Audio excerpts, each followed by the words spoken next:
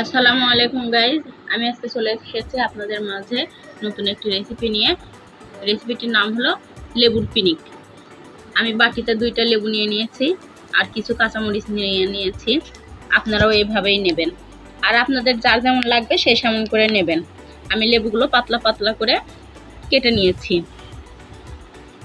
কারণ আমার কাছে কাটিং বোর্ড ছিল না, তাই আমি বটিতেই কেটে নিয়েছি। বটিতে কেটে নিয়েও খুব সুন্দর হয়েছে।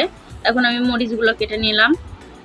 আপনারাও এইভাবে মরিচগুলো ছোট ছোট করে কেটে নেবেন, কুচি কুচি করে কেটে নিয়ে প্লেটে সুন্দর করে পরিবেশন করতে হবে। লেবুগুলো আমি সাজিয়ে নিই। আমার সাজানো প্রায় শেষ হয়ে গেছে। আমার লেবুগুলো প্রায় শেষ। আপনারা যারা ফেসবুক পেজ থেকে দেখবেন তারা লাইক কমেন্ট শেয়ার করে আমার পাশে থাকবেন এবং কমেন্টে জানিয়ে দেবেন যে আমার ভিডিওটি কেমন হলো। এই যে আমার লেবু সাজানো শেষ হয়ে গেছে। এখন আমি কিছু সরিষার তেল ছিটিয়ে দিলাম। আপনারাও এভাবে সরিষার তেল ছিটিয়ে দেবেন। সরিষার তেল আগে ছিটিয়ে দিতে হবে।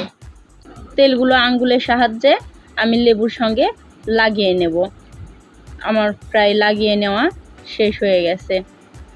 আপনারাও এভাবে যারা যেভাবে খেতে চান এভাবে লেবুগুলোতে তেল লাগিয়ে নেবেন এবং এবার দিয়ে দেবেন কাঁচামরিচ। আমি কেটে রেখেছিলাম কাঁচামরিচ, সেই কাঁচামরিচগুলো এর উপরে সুন্দর করে ছিটিয়ে দিতে হবে।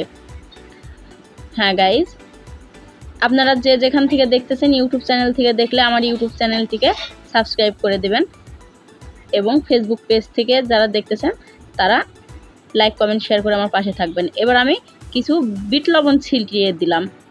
বিট লবণ ছিটিয়ে দিয়েছি। এখন দিয়ে দেব কিছু শুকনো মরিচের গুঁড়া। শুকনো মরিচের গুঁড়াগুলো ভালোভাবে ছিটিয়ে দিতে হবে। আপনারাও এভাবে ছিটিয়ে দেবেন। এখন ঝালের পরিমাণ যে যেভাবে খান সেভাবে ছিটিয়ে দেবেন, কিন্তু এটা বেশি ঝাল হলে ভালো হয়। এখন আমি ছিটিয়ে দিলাম। আমার কাছে আগে থেকে করে রাখা ছিল ধনে শুকনো মরিচ গুঁড়ো, আগে থেকে করে রাখা ছিল, সেগুলো ছিটিয়ে দিলাম। তারপরে আবার অল্প কিছু পরিমাণে তেল আমি ছিটিয়ে দিয়েছি। আমার লেবুর পিনিক রেডি। আল্লাহ হাফেজ।